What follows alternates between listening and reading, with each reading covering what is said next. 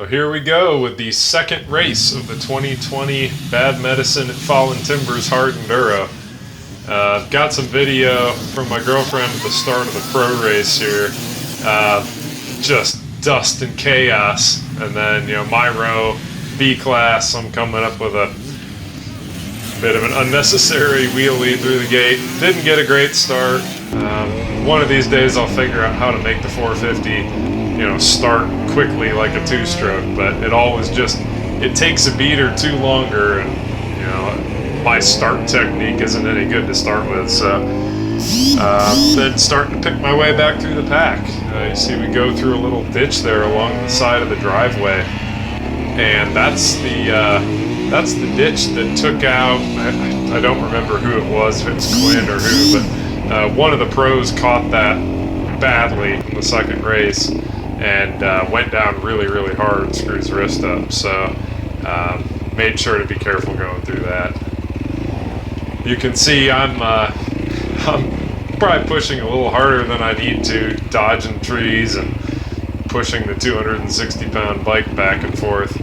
The start wasn't super technical. It was just tight, kind of nice single track. And so I was treating it too much like a hare scramble and probably burned a lot of energy I didn't need to. It was incredibly dusty on the roads. Fortunately, not a whole lot of roads in the race, so once we all got spread out, got back in the woods, it wasn't too bad. You can see I'm not the only one who's trying to push a little too hard. Here at the beginning, got a guy hung up, went over the bars there, and just people taking strange lines through stuff, just making it a little harder than they needed to right off the bat. It really felt like chaos. Like in a hare scramble, you get separated, fairly quick, and you don't get the bottlenecks so much. But even here, we're going up this hill. There's just we're all kind of hanging out, waiting. Make it up. There's guys on this hill. There's stall the bike, fall over, just trying to dodge bikes the whole way up. The ground was so pulverized, and this was all part of the first race, the little half-mile qualifier race. The ground was all pulverized already and just dusty. And of course, I get hung up in these tires. One day I'll get this technique figured out, but today was not that day. And so I became part of the rolling roadblock. Always what you want to do when you're right at the start-finish, right in front of everyone. And you can see it's even worse behind me, so, looking back at the video, I'm glad I pushed a little bit at the beginning, so I didn't get caught up in all that.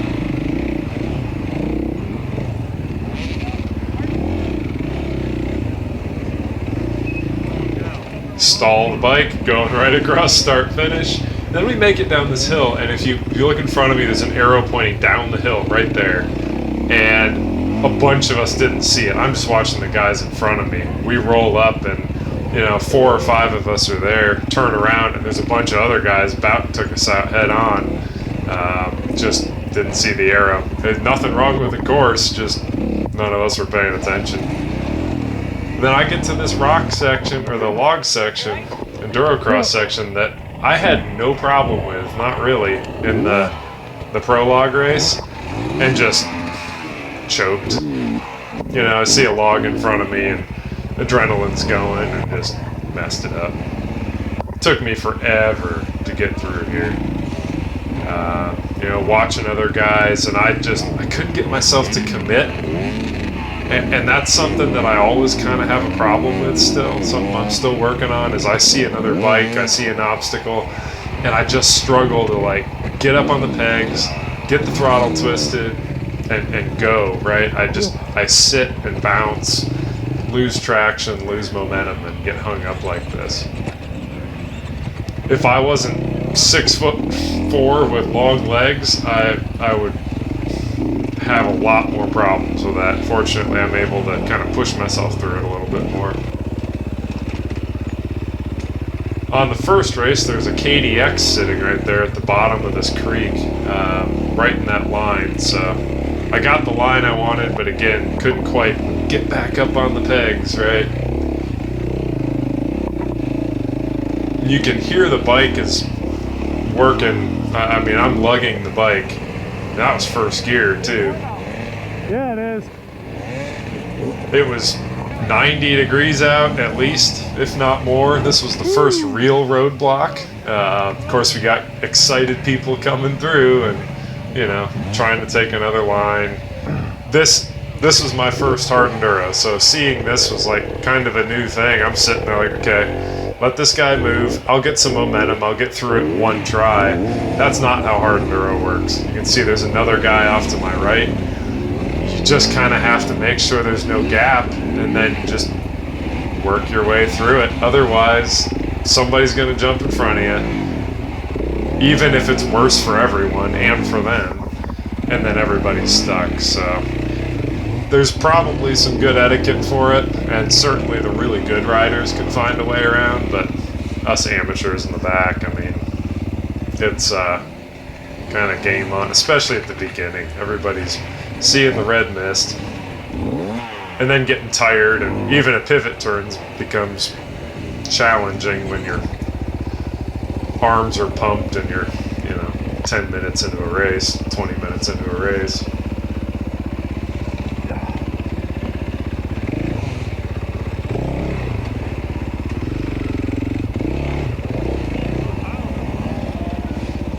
For the next race, for Tennessee Knockout, I did gear the bike down more, but I didn't realize I needed even lower gearing for this one, and so I'm kind of between gears the whole time, and I never quite figured out which gear to use. Second gear was just beating the clutch up and overheating the bike, and a lot of times first, it wasn't enough speed-wise.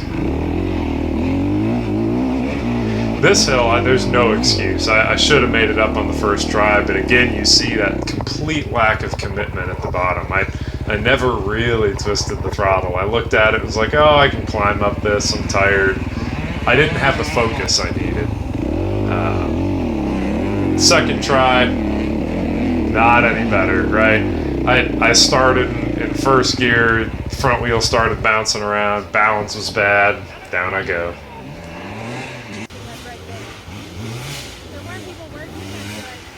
And I wasn't the only one having problems. You can see me, I'm down the hill further with the fake headlight on my 450, and then this was the third try. And again, chaos. Dodging bikes all the way up the hill. The guy with the blue plastics, he and I actually rode together for quite a bit of the race. We were both having a pretty good time. Pretty good go of it. My girlfriend was standing here too. She found a good spot to watch, and got an eye on me coming up, splitting the gap between those. Go, go, go! And then just throwing the bike on the ground at the top. And then I get the bike back up again. I hear a bike coming. The guy throws his Yamaha at me. He missed me by about a foot.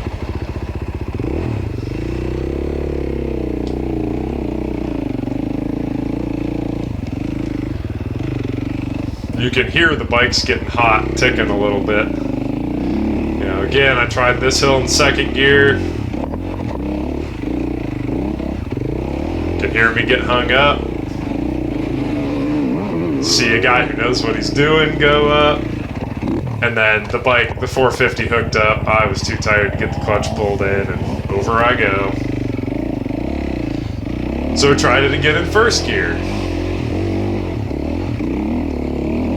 And this ended up being the right solution. I made it up. I should have done that the first time. Just trying to figure out what to do with it, and learning when to use what gear when I'm not used to quite beating on the clutch quite this much.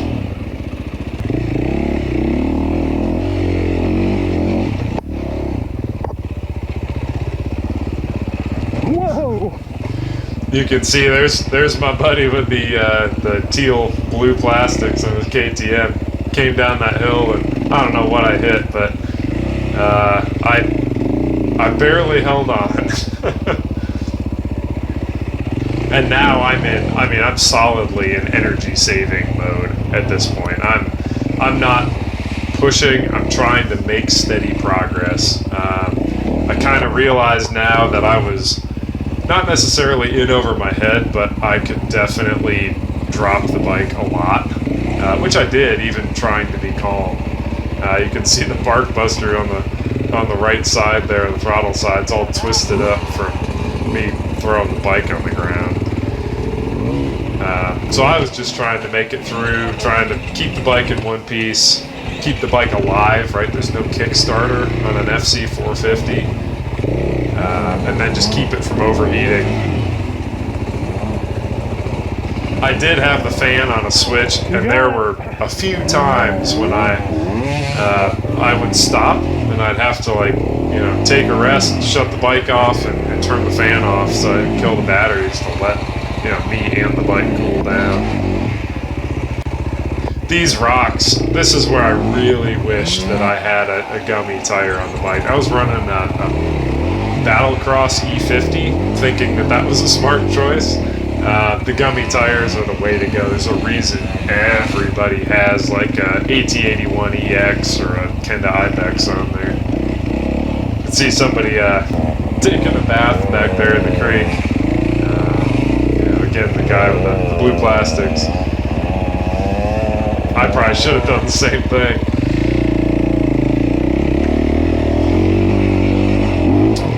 This was another bottleneck spot.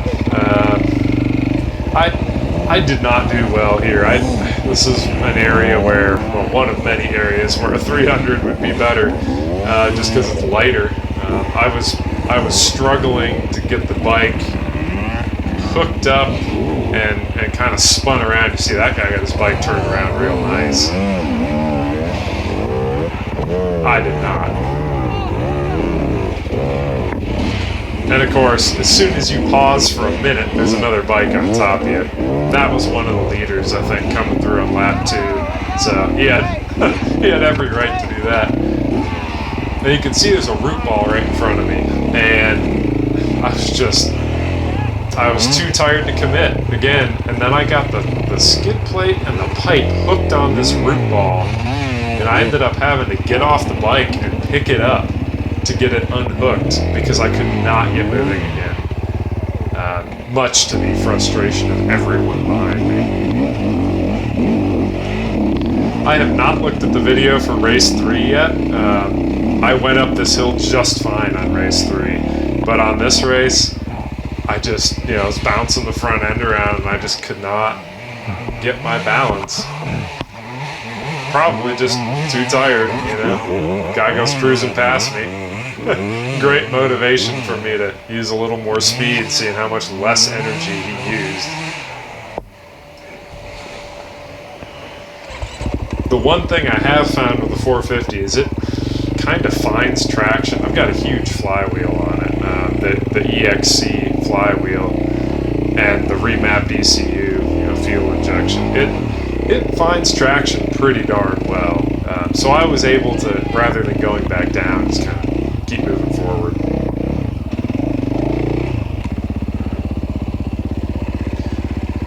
Now you can see just how dry and pulverized the ground was. All that powdery dirt, there was no moisture in the soil, so all these bikes rolling through it just pounded it to sand, basically. And I didn't trust that berm was going to hold me. I kind of overshot it. Too tired to hang on. Fortunately, the side hill was okay. You can see there's tracks from other people doing the same thing.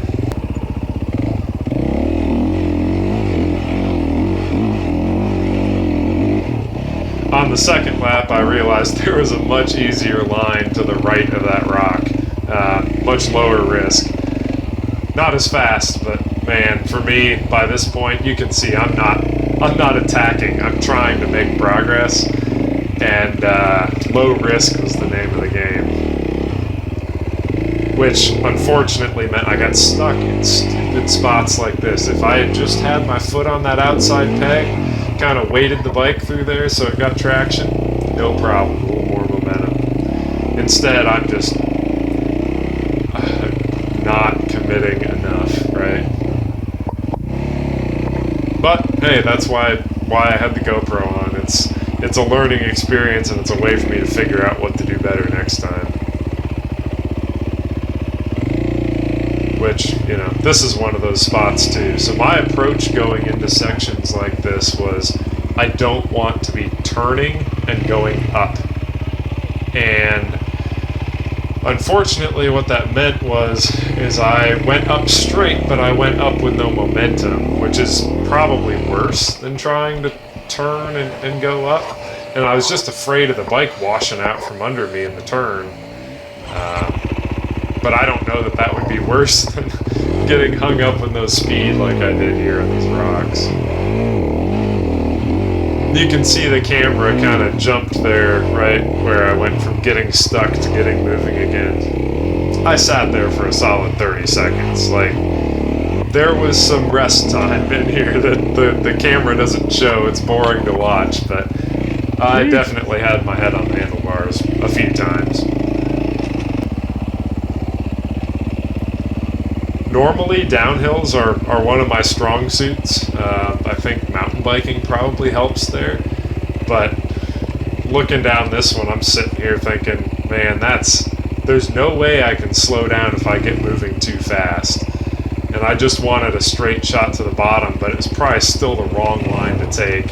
You can see I snagged my foot peg on that tree going by, and just got too close to it. I was just too tired. You know, that's I'm glad that, like, Tennessee Knockout, there's 2 races in a row on the same day. I am so glad that race 3 of Bad Medicine was the following day. I never would have been able to do this twice in one day. Not at my skill level. I mean, obviously plenty of other people can.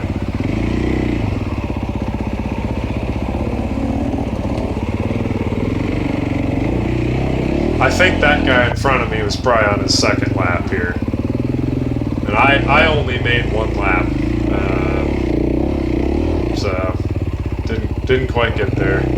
I think on this race I was in 16th place out of, oh, how many people was it? 16th out of 26 or something like that. You can see this is the last real challenge, I think, of this race 1, or race 2 rather, and it's just, I was just so tired. I'm paddling through everything, drop the bike in dumb spots because I'm not standing and not moving well, my arms are pumped up. That guy blew his bike up right there trying to get it out of the mud, where I had fallen a few seconds ago. I stopped there for 15 minutes probably, because these guys were all bottlenecked up here, and that guy was just screaming his bike, and you hear that wow noise as the, you know, I think the piston probably seized. These guys had sat here for a while, and I was like, I gotta get going or I'm not gonna make it.